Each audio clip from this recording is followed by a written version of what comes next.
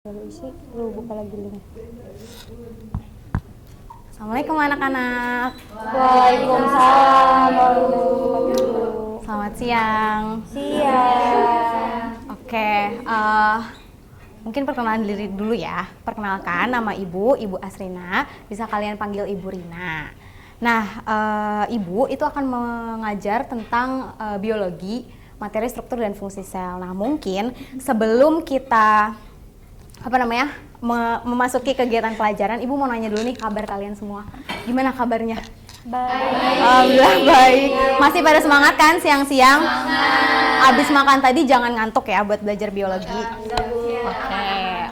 Oke, mungkin sebelum kita masuk ke kegiatan materinya, Ibu mau minta tolong ketua kelasnya ya untuk memimpin doa. Ketua kelasnya siapa ya di sini? Gazi. Ya, boleh. Silakan Gazi dipimpin doa.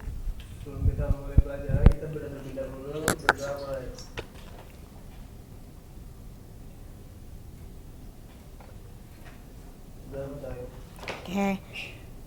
Oke. Jadi Ibu mau absen dulu ya, karena nanti takutnya lupa. Balkis, Hadir, Bu. Sanata, Hadir, Ibu. Arika, Hadir, Ibu. Oktantia, Hadir, Bu. Tiara, Hadir, Ibu. Gazi, Hadir. Indira, Eviva, Hadir. Natasha, Hadir, Ibu. Indana. Oke, hadir semua ya, alhamdulillah. Oke, di siang hari ini Ibu itu akan membahas tentang struktur dan fungsi sel nih.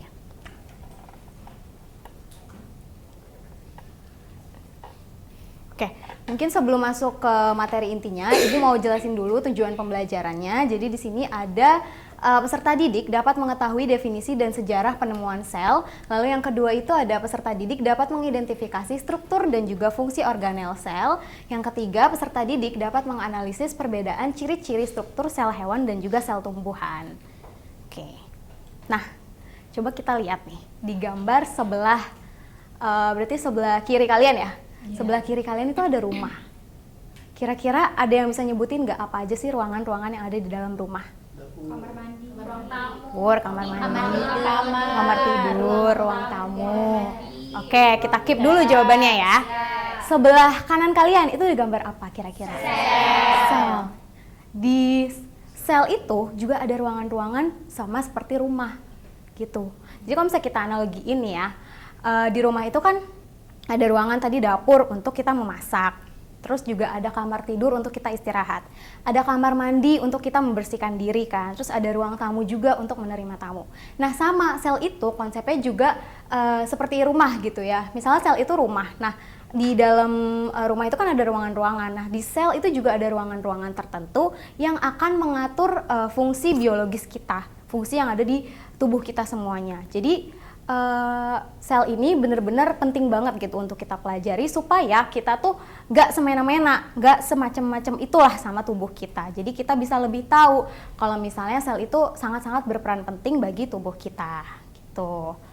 Oke, next. Nah ini ada definisi dari sel. Sel itu merupakan unit terkecil dari makhluk hidup yang mampu menjalankan semua fungsi kehidupan seperti pertumbuhan, metabolisme, dan juga reproduksi. Nah, sel ini sebenarnya berasal dari bahasa Latin yaitu cella atau cellulae yang artinya dia itu ruangan. Makanya tadi Ibu analogikannya dengan kayak rumah gitu. Di rumah ada suatu ruangan-ruangan tertentu yang punya fungsi-fungsi tertentu juga kayak gitu. Oke. Di sini ada sejarah penemuan sel. Jadi, di tahun 1665 itu ada seorang peneliti dari Inggris namanya Robert Hooke. Nah, Robert Hooke ini dia mengamati sayatan gabus gitu dengan mikroskop yang udah dia rancang gitu ya. Jadi, sejarah penemuan sel ini juga berkaitan sama penemuan mikroskop juga gitu. Nah, Robert Hooke ini mengamati sayatan gabus. Nah, ketika diamati, hasil pengamatannya itu ada ruang kosong. Ruang kosong yang makanya yang disebut sebagai cellulae itu gitu. Nah, udah nih dia udah mengamati kayak gitu. Terus di tahun 1674, Anthony van Leeuwenhoek ini dengan mikroskop yang dia rancang sendiri, mikroskopnya itu mikroskop lensa tunggal, dia juga mengamati karena dia tertarik nih sama hasil temuan si Robert Hooke gitu. Kok ada sih sel gitu? Nah, dia amatin lah, dia mengamatinya itu air rendaman jerami. Nah, ketika diamati dengan mikroskop lensa tunggalnya tadi, itu tuh ada organel kayak sesuatu yang bergerak gitu. Nah, kayak dia menyimpulkan bahwa sesuatu yang bergerak ini dinamakan bakteri gitu. Nah, sampai di situ di tahun 1838 ada Matthias Jacob Schleiden, dia itu seorang botanis atau yang suka mengamati tumbuhan gitu. Nah, dia melakukan pengamatan pada sel tumbuhan dan dia menarik kesimpulan bahwa tumbuhan itu juga terdiri dari sel, kayak gitu. Lalu di tahun 39, selang 1 tahun aja, itu Theodor Schwann, dia seorang zoologis, itu dia melakukan pengamatan juga pada hewan gitu. Nah, dia juga sepakat gitu kalau misalnya hewan itu tersusun atas sel-sel. Nah, jadi dari sejarah ini gitu ya, semua peneliti itu tuh mengambil kesimpulan bahwasannya tubuh kita mulai dari sel-sel yang diamatin sama mereka ini itu semua tersusun dari sel. Makanya sel itu sebagai unit struktural yang mengatur semua fungsi kehidupan kita. Seperti itu. Oke, itu sedikit tentang sejarah penemuan sel ya. Nah, selanjutnya ada jenis-jenis sel. Jenis-jenis sel itu ada sel prokariotik dan juga sel eukariotik. Prokariotik itu dia tidak punya inti sel yang terbungkus oleh membran. Jadi bisa dilihat bagian-bagian dari sel-sel prokariotik itu ada kapsul, dinding sel, membran plasma, terus ada flagella, ada nukleoid, sitoplasma, ribosom, mesosom, dan juga villi. Sedangkan sel eukariotik itu dia punya inti sel yang dibungkus oleh membran. Itu ada dinding sel, membran plasma, sitoplasma, ribosom, lisosom, sentrosom, nukleus, nukleolus, kompleks Golgi, retikulum endoplasma, dan juga mitokondria. Nah, sel prokariotik itu karena dia nggak ada inti sel, contohnya itu hanya ada di bakteri dan juga archaea. Lalu kalau sel eukariotik itu contohnya ada di sel tumbuhan, sel hewan, dan fungi. Dan manusia juga termasuk ke dalam sel eukariotik ya. Dari tadi udah ngebahas tentang jenis-jenis sel, sekarang kita masuk ke struktur dan juga organel sel beserta dengan fungsinya. Nah, jadi di sini ada membran sel. Nah, kalian bisa lihat di gambar yang biru, itu tuh dia di bagian yang paling luar kan, di bagian yang kayak luarnya banget lah gitu. Nah, membran sel atau disebut juga membran plasma, itu dia selaput yang terletak paling luar yang menjadi batas antara sel dengan lingkungan luar di sekitarnya gitu atau lingkungan luarnya. Nah, lapisan-lapisannya ini tersusun atas senyawa-senyawa kimia mulai dari lipid, fosfolipid, protein sampai dengan karbohidrat. Nah, membran sel ini disebut juga sebagai membran plasma yang sifatnya itu semi permeable. Artinya hanya dapat dilewati oleh zat-zat tertentu gitu. Dan nggak bisa dilewatin oleh zat-zat lain gitu. Jadi zat-zat lain tuh nggak bisa seenaknya masuk keluar dari si membran plasma ini. Nah, zat yang dapat melewati ini ialah zat-zat yang larut dalam lemak dan juga ion-ion tertentu. Jadi kayak ibaratin kalau misalnya membran sel ini gerbang atau pintu dari rumah kita. Kan nggak mungkin kan kita ngebiarin orang sembarangan buat masuk ke dalam rumah kita, kan nggak mungkin. Nah, makanya si membran sel itu analoginya seperti kayak pintu yang ada di rumah kita, kayak gitu. Hanya mempersilahkan tamu-tamu yang memang kita izinkan untuk masuk ke dalam rumah kita, kayak gitu ya. Oke, selanjutnya ada dinding sel. Nah, kalau dinding sel ini, dia cuma ada di sel tumbuhan. Dinding sel itu akan menentukan bentuk sel dan fungsinya sebagai penguat yang melindungi protoplas. Nah, berdasarkan perkembangannya dan strukturnya, dinding sel itu dibagi jadi 3 bagian pokok. Ada lamela tengah, dinding sel primer, dan juga dinding sel sekunder. Fungsi dari dinding sel sendiri yaitu pelindung komponen di dalam sel yang akan memberikan bentuk sel, membantu jaga keseimbangan cairan, dan juga mencegah sel kehilangan air. Nah, jadi di dinding sel itu strukturnya tadi kan ada 3. Ada lamela tengah, dinding sel primer, dan juga dinding sel sekunder.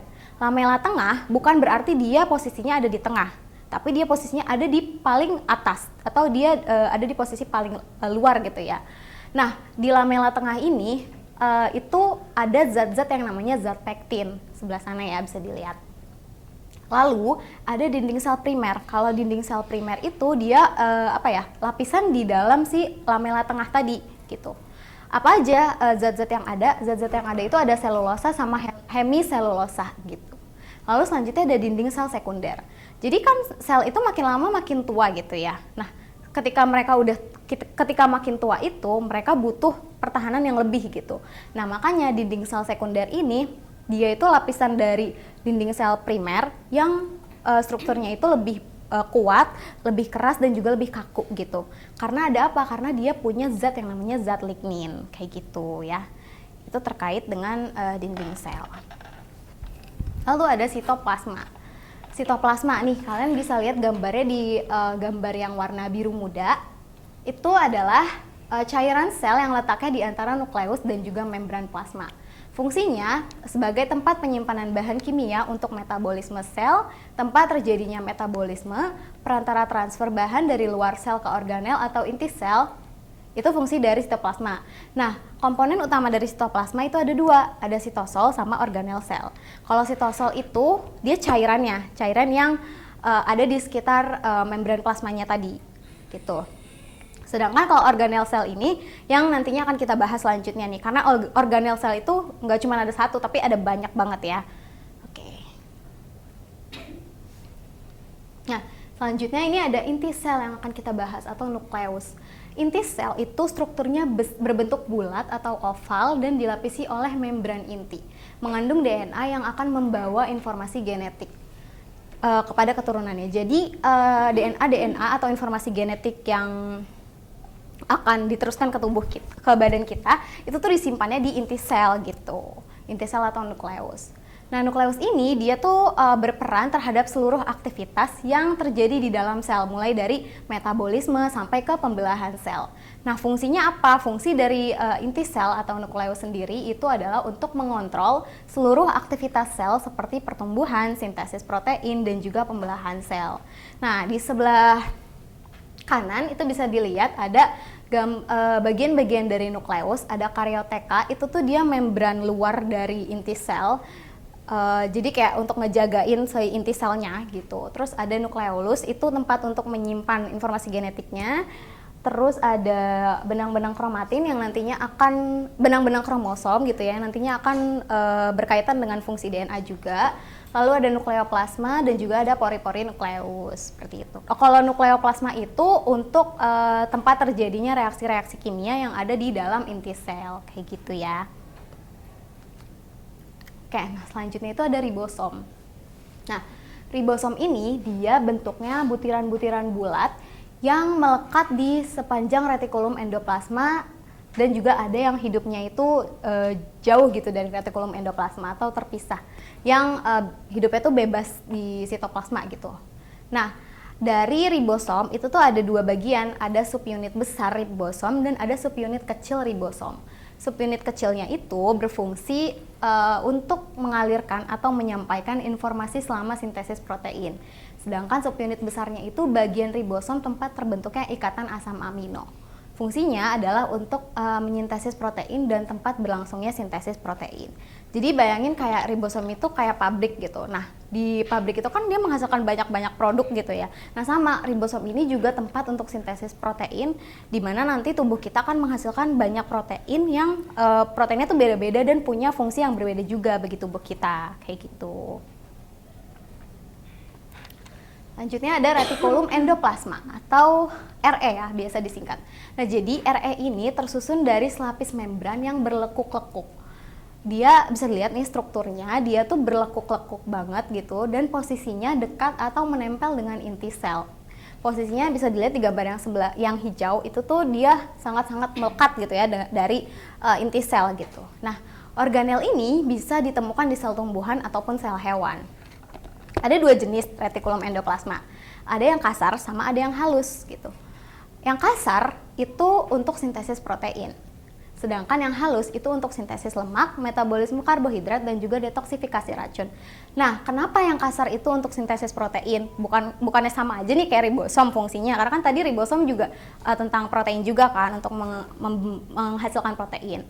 Nah, karena si retikulum endoplasma ini dia strukturnya itu melekat dengan ribosom, makanya di sini ada gambar bahwa terlihat ada bintik-bintik kecil ini. Nah, itu tuh merupakan ribosom. Jadi Re kasar itu fungsinya untuk sintesis protein karena dia melekat dengan ribosom. Sedangkan yang Re halus itu tuh untuk sintesis lemak, metabolisme karbohidrat, dan juga detoksifikasi racun. Jadi kayak misalnya kita lagi di dalam suatu pekerjaan nih. Nah, pekerjaan kita ada dua bagian, ada dua bidang.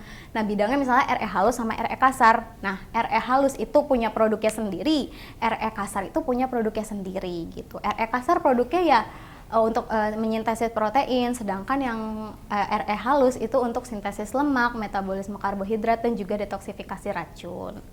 Gitu. Selanjutnya ada badan Golgi. Oke, badan Golgi ini dia terletak di dekat membran sel dan bentuknya itu seperti lumen atau kantong. Nah, badan Golgi ini dia ada di semua sel eukariotik. Terus kalau badan Golgi di sel tumbuhan itu disebut sebagai diktiosom, punya tugas untuk memproduksi selulosa penyusun dinding sel. Fungsinya yaitu untuk memodifikasi, mengemas, serta menyeleksi yang ada di dalam sel. Nah, jadi tadi kan protein itu masih ada di retikulum endoplasma nih. Bayangin badan Golgi itu kayak ekspedisi kita untuk untuk menyalurkan paket kita gitu loh, untuk mengumpulkan atau mengirimkan paket kita. Nah, jadi si badan Golgi ini tugasnya itu untuk memodifikasi, mengemas, serta menyeleksi. Jadi misalnya kayak ada yang belum dilabelin lah, misalnya paket kita itu dibenerin lagi di badan Golgi. Terus misalnya ada yang masih kurang nih misalnya perekatnya di paket kita itu dibenerin lagi di badan Golgi. Jadi dia tuh emang fungsinya untuk mengemas dan juga menyeleksi gitu. Apa yang akan dikirim ke sel, dikirim ke organel sel lain nantinya, kayak gitu. Oke. Selanjutnya ada mitokondria. Nah, kalau mitokondria ini lihat di bagian yang biru itu ada kayak kecil, bentuknya kayak apa ya? Iya, kayak kapsul kayak gitu. Benar. Mitokondria itu merupakan organel sel tempat berlangsungnya respirasi sel pada makhluk hidup. Umumnya dia bulat, lonjong, atau elips dengan diameter 0,5 mikrometer dan panjang 0,5 sampai 1,0 mikrometer. Mitokondria punya dua lapisan membran yang terdiri dari membran dalam dan juga membran luar. Di membran dalam ada krista dan juga ada matriks. Nah, si krista ini dia tuh fungsinya untuk memperluas bagian membran dalam. Sedangkan kalau matriks itu dia tempat cairan DNA gitu. Nah, mitokondria itu fungsinya sebagai tempat berlangsungnya respirasi sel yang mampu menghasilkan energi sehingga diberi julukan the powerhouse of cell. Jadi mitokondria ini tuh sebenarnya hebat banget, makanya disebut sebagai the powerhouse of cell karena dia itu punya ribosom dan punya materi genetiknya sendiri gitu. Jadi dia itu untuk bekerjanya nggak perlu nunggu ribosom lah, nggak perlu nunggu yang lain gitu, karena dia kayak ya udah aku bisa bekerja sendiri gitu. Makanya dia dijuluki sebagai the powerhouse of cell kayak gitu. Nah, selanjutnya ada badan mikro. Badan mikro ini bentuknya bulat, punya membran berisi kristal protein. Badan mikro itu tersebar di sitoplasma letaknya. Ada dua macam badan mikro, ada peroksisom dan glioksisom. Nah, kalau peroksisom itu ada di sel tumbuhan dan juga sel hewan. Fungsinya itu untuk menetralkan racun, menghasilkan enzim katalase, metabolisme lemak. Nah, jadi yang peroksisom itu kan ada di sel tumbuhan sama sel hewan. Fungsinya peroksisom ini nanti akan menghasilkan enzim katalase. Enzim katalase ini nanti akan menguraikan hidrogen peroksida menjadi air supaya nanti akan netral gitu. Jadi fungsinya itu menghasilkan enzim katalase dan nanti akan menetralkan racun kayak gitu. Sedangkan kalau glioksisom itu tuh fungsinya untuk metabolisme lemak aja di sel tumbuhan kayak gitu. Jadi glioksisom itu hanya ada di sel tumbuhan ya. Nanti jangan ketukar nih antara peroksisom sama glioksisom. Sedangkan kalau peroksisom itu ada di sel hewan dan juga sel tumbuhan. Selanjutnya ada lisosom nih.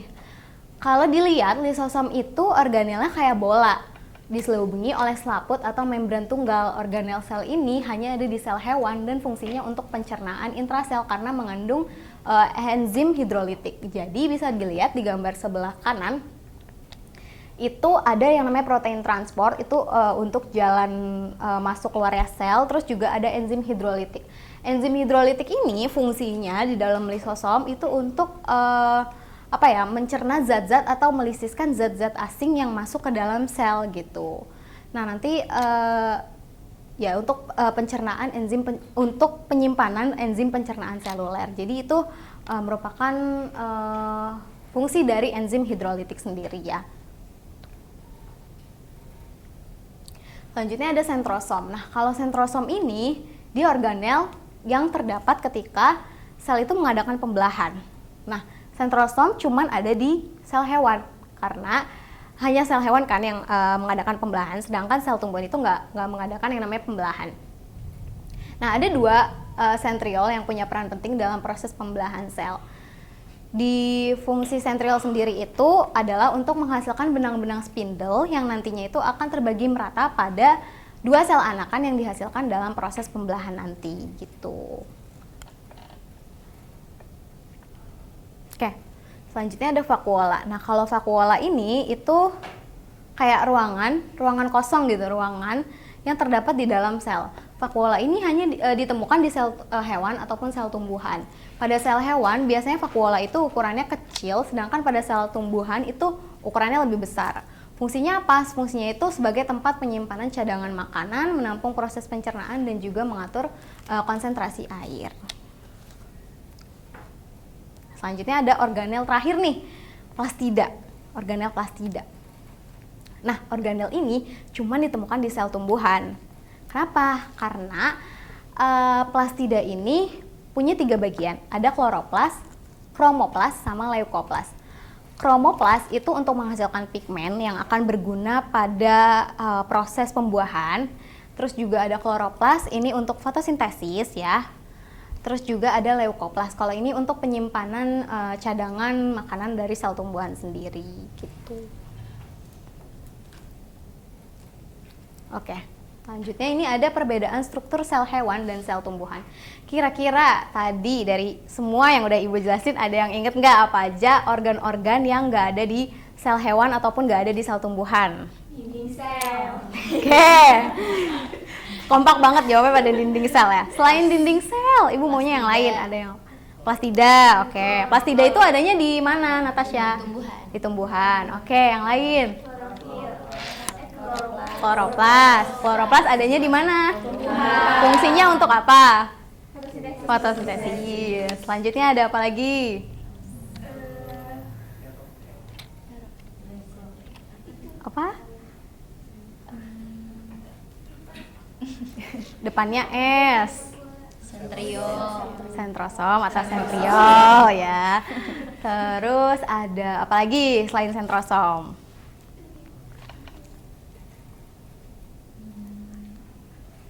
Depannya L. Lisosom. Lisosom kira-kira adanya di mana? Hewan aja. Oke. Vakuola? Dua-duanya. Tapi vakuola itu di sel hewan kadang lebih kecil, sedangkan di sel tumbuhan itu karena dia harus punya cadangan makanan yang lebih banyak, makanya sel tumbuhan itu lebih kayak lebih bergantung banget pada vakuola kayak gitu. Oke, coba kita lihat ya jawaban dari anak-anak semua tadi. Nah, ini ada tabel perbedaan antara sel hewan dan juga sel tumbuhan. Sini ada strukturnya, ada dinding sel hewan tadi tidak ada ya. Sedangkan sel tumbuhan ada. Terus retikulum endoplasma? Ada dua-duanya. Ribosom? Ada dua-duanya. Mitokondria? Ada. Sentrosom? Hanya di sel hewan. Tumbuhan? Nggak ada. Lisosom? Tumbuhan nggak ada. Plastida? Sel hewan nggak ada. Glioksisom? Sel hewan nggak ada. Vakuola? Dua-duanya ada. Oke, mungkin itu terkait materinya. Nah, selanjutnya Ibu mau membuat kelompok dulu nih ya. Kita akan melakukan kegiatan selanjutnya. Jadi kelompoknya bebas aja ya. Oke, mungkin ini kelompok 1, ini kelompok 2, 3, terus ini kelompok 3 ya. Jadi ada yang 4, 3 sama 3 gitu. Nah, Ibu mau bagiin ini. Ini tuh nomor yang akan dipasang di kepala kalian. Tapi nomornya ini acak nanti Ibu bagiinnya. Nah, setiap kelompok warnanya bakal sama, cuman nomornya bakal beda ya. Oke.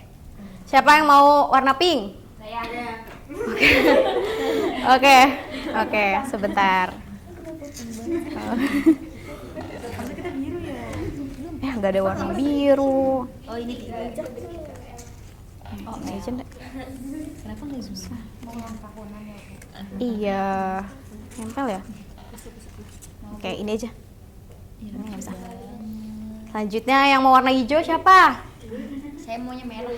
Oh, kamu maunya merah. Oke, ini warna merah. Ini yang warna hijau. Ini warnanya bebas, Bu. Angkanya bebas, terserah. Ini yang nomor 4 nya nggak usah. Nomor 4 nya nggak usah. Ya, pasang. Pasang ya di kepala. Oke. Muat nggak? Kayaknya kepala kita besar dikit ya. Dulu. Iya, dipasang dulu. Paling ujung. Cukup. Oke, cukup ya. Cukup. Oke. Cukup.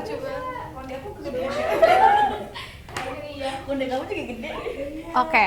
Nah, tadi kan Ibu udah ngasih nomor kepalanya nih. Iya. Oke. Selanjutnya Ibu mau memberikan LKPD nih.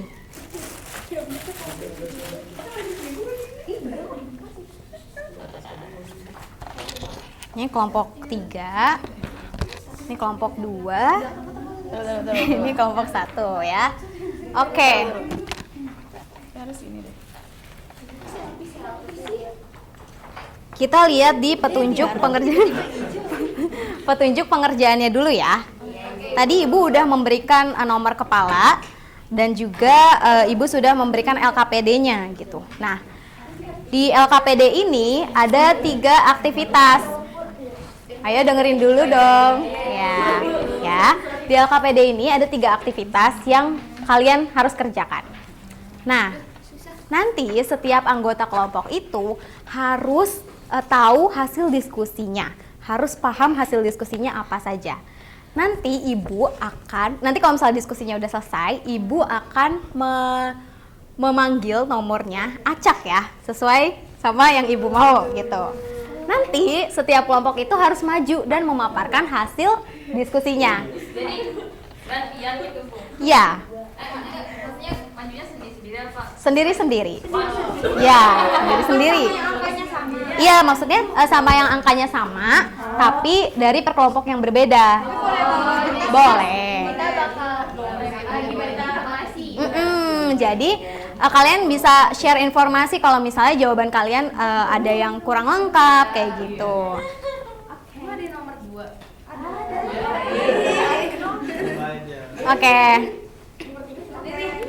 Oke, nanti siap ya. Pokoknya setiap anggota kelompok harus paham jawabannya apa aja, oke?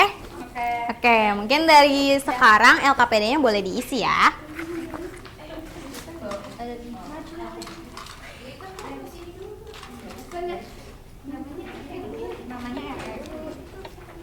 Oh iya, nama kelompoknya boleh mau organel sel, misalnya tadi ada dinding sel, retikulum endoplasma.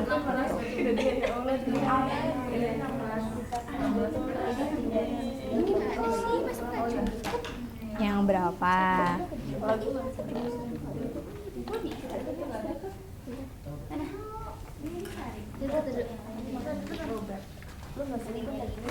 Jangan cepet-cepet ya, nggak usah cepet-cepet ngerjainnya, nggak usah cepet-cepet ngerjainnya.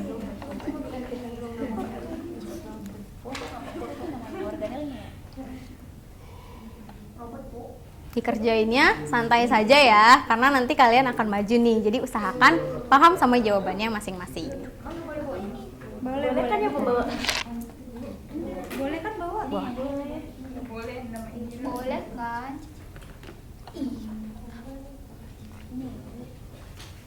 Susah. Ya udah bisa itu.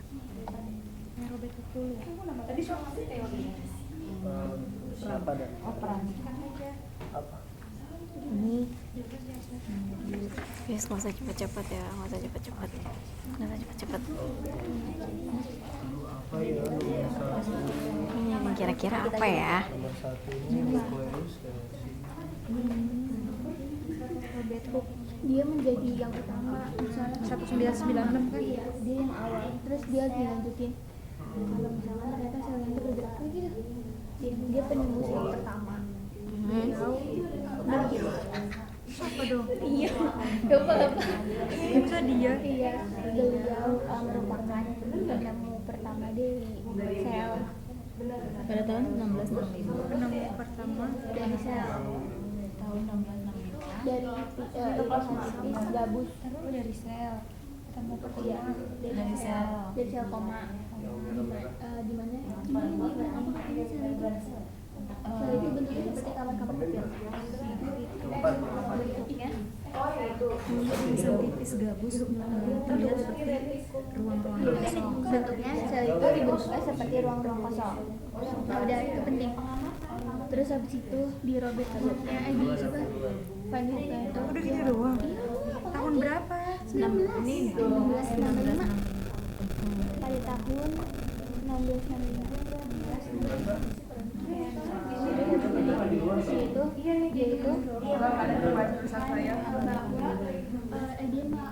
ini video benar dia menemukan sel bahwa sel itu bergerak. Saya sendiri dong bulan ini. Oh iya ya. Ah iya ya, nggak ada yang nomor 4 ya. Iya udah oke. Oke, lanjut. Ini Lanjut. Yang mana? Kalian ada yang bingung nggak? Ini lupa Bu tadi. Gimana itu? Dia Ya. tuh bapak protolog. Tadi yang nemu mikroskop dia apa sih? Robert.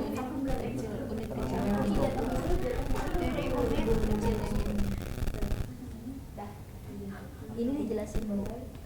Dia temunya kayak gimana? Dijelasin. Kan udah Dia jelasin gimana cara bisa dia nemuin Dia menemukan sel, bukan menemukan Oh, mikroskop. menemukan sel. Menemukan sel. gimana jalan? Dia penemu mikroskop, jadi dia nemuin orang yang sel melalui mikroskop.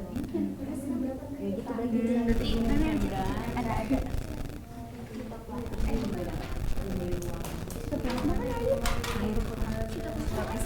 Iya, sitoplasma. Ini badan Golgi. Itu kan. Oh iya. Tadi kira-kira badan Golgi letaknya di dekat mana? Maaf ya Ibu. Oh, ada kamu.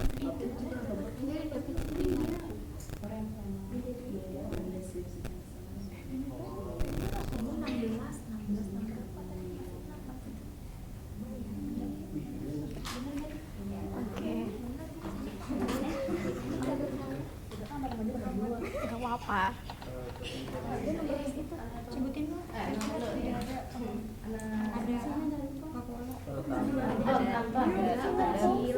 Ini kecil. Ada bisa. Ada tidak ada. Tidak ada. Tamu. Tidak ada. Terus ada lah dua-duanya. Itu ada tidak ada. Orang yang pertama ada sperma anjir. Enggak lu lihat dulu yang mana kan? Soal mitokondria udah yang tiga itu mencapai ke sana air Ini ya. sudah masuk iya kenapa sih nggak percaya banget sama diriku Karena tunjuknya tuh ya. Gak ada yang ditunjukin. oh iya apa itu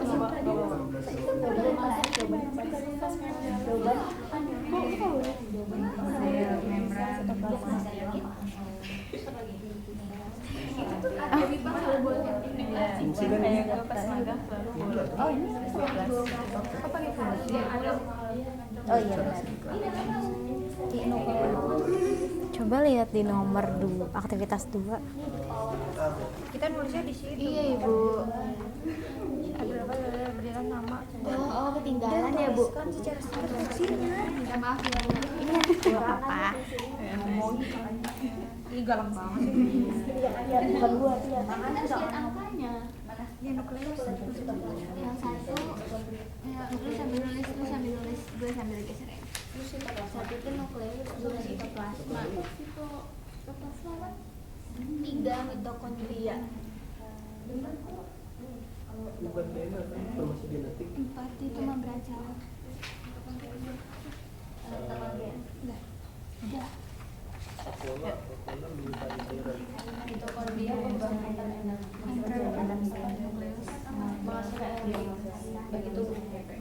Singkat-singkat aja nggak apa-apa ya. Singkat-singkat aja nggak apa-apa ya. Singkat-singkat aja nggak apa-apa ya.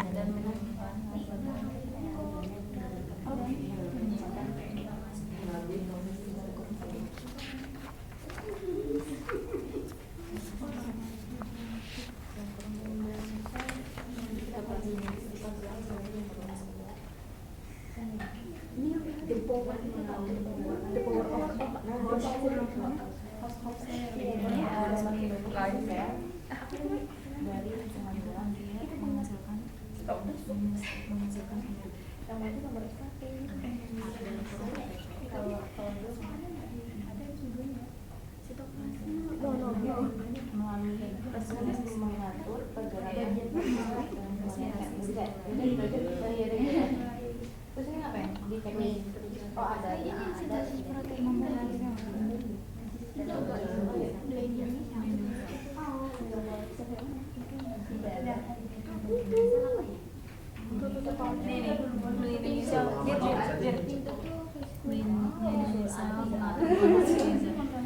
mengatur keluar masuknya sel.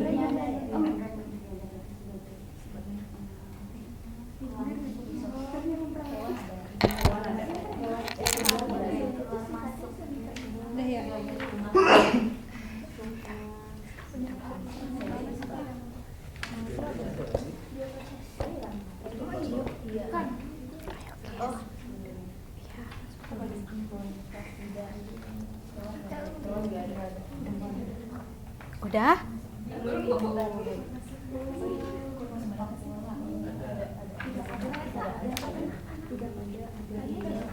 Ibu, ini bentuknya apa? Ini sebenarnya nggak ada bentuknya, jadi ibu random aja. Ya.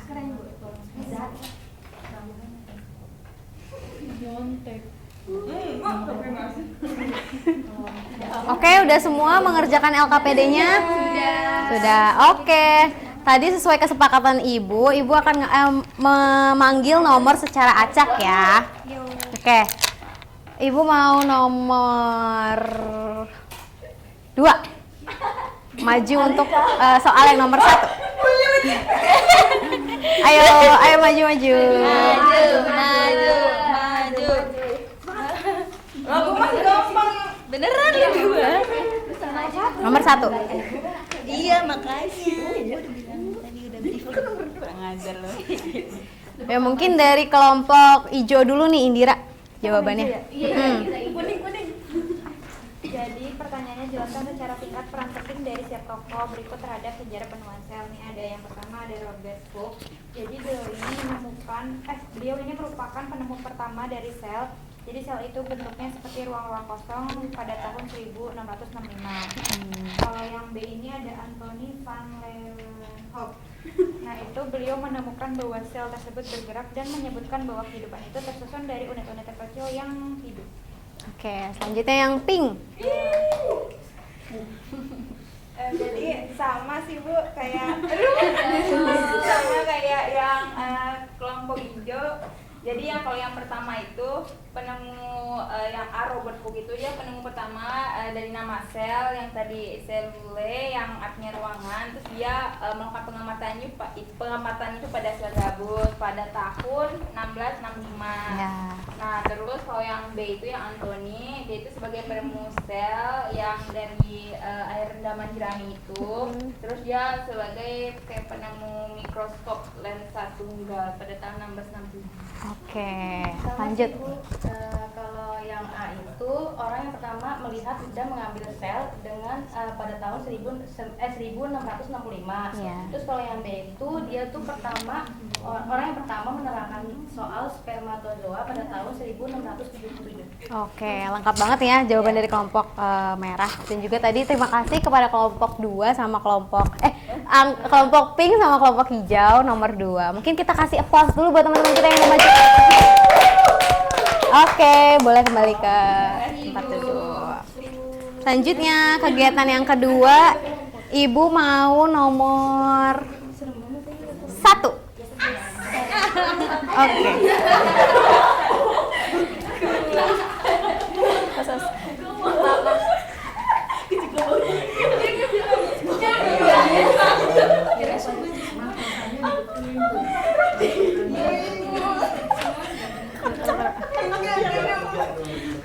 Oke, mungkin dari kelompok merah dulu nih ya. Kita dengar jawaban dari kelompok merah. Jadi nomor 2 itu ada gambar organel sel. Tadi sudah nyebutin bagian-bagiannya sama fungsinya. Nah yang nomor 1 itu adalah nukleus, fungsinya untuk menyimpan informasi genetik atau DNA. Lalu yang kedua itu sitoplasma, fungsinya sebagai tempat terjadinya reaksi metabolisme. Lalu yang ketiga, mitokondria, fungsinya untuk menghasilkan energi dalam bentuk ATP melalui proses respirasi seluler. Lalu yang keempat, itu ada membran sel, fungsinya untuk melindungi isi sel dari lingkungan luar. Oke, lanjut ke kelompok hijau. Sama jawabannya kayak kelompok merah. Di sini ada nukleus, itu fungsinya untuk mengontrol aktivitas sel dan menyimpan informasi genetik atau DNA. Kemudian ada sitoplasma, di mana tempat berlangsungnya metabolisme. Kemudian ada mitokondria, di mana dia itu menghasilkan energi berupa ATP melalui respirasi seluler. Kemudian ada membran sel, di mana dia itu melindungi sel, mengatur keluar masuknya zat juga. Oke, lanjut. Oke, yang bersama Ibu, jadi yang pertama itu ada inti sel sebagai pusat informasi dan kendali seluruh aktivitas sel.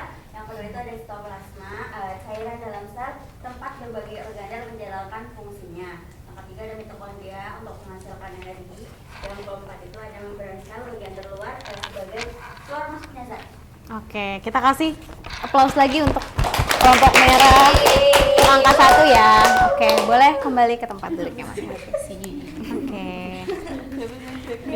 Selanjutnya aktivitas 3. Tadi yang udah Ibu panggil nomor 2 sama 3 ya? 2 lagi Bu, 2. 2 sama 1 ya? 2 sama 1. Berarti selanjutnya itu yang nomor 3. Ayo yang nomor 3 maju ke depan.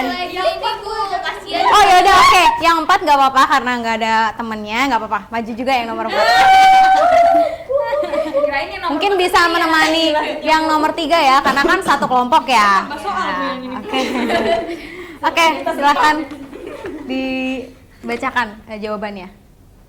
Dari kelompok merah dulu mungkin ya. Bersama ya. Oh ya, yang pertama itu ada dinding sel. Itu di sel hewan tidak ada, kalau sel tumbuhan ada. Terus ada nukleus atau inti sel. Di sel hewan ada, di tumbuhan juga ada. Terus lisosom ada di sel hewan, tapi di sel tumbuhan nggak ada. Terus di sitoplasma di kedua selnya ada. Kemudian plastida di sel hewan tidak ada, terus di tumbuhan ada. Vakuola di sel hewan di sel hewan ada, di sel tumbuhan juga ada. Gliosisom di sel hewan tidak ada, di sel tumbuhan ada. Oke. Dari kelompok hijau di sini sebenarnya sama seperti kelompok merah. Jadi dinding sel di sini tidak ada di sel hewan, tapi ada di sel tumbuhan. Terus nukleus di keduanya ada. Di lisosom di sel hewan ada, sel tumbuhan tidak ada. Sitoplasma dua-duanya ada. Plastida ini di sel hewan tidak ada, di sel tumbuhan ada. Sedangkan vakuola di sini di sel hewan ada namun ukurannya kecil, dan di sel tumbuhan ada namun ukurannya besar.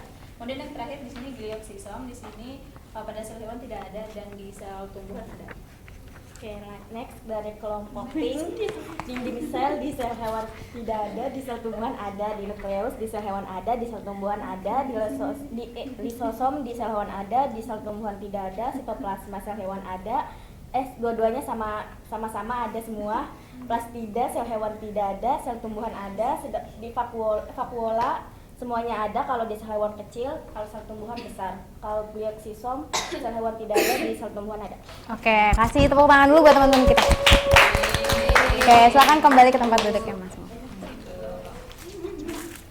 Oke, mungkin sekian ya kegiatan pembelajaran kita tentang struktur dan fungsi sel. Ada yang mau membacakan kesimpulan kegiatan pembelajaran kita hari ini? Ada yang mau volunteer atau Ibu tunjuk? Tunjuk. Oke, kalau Ibu tunjuk berarti Ibu mau Tia. Silakan baca kesimpulan kegiatan pembelajaran kita hari ini.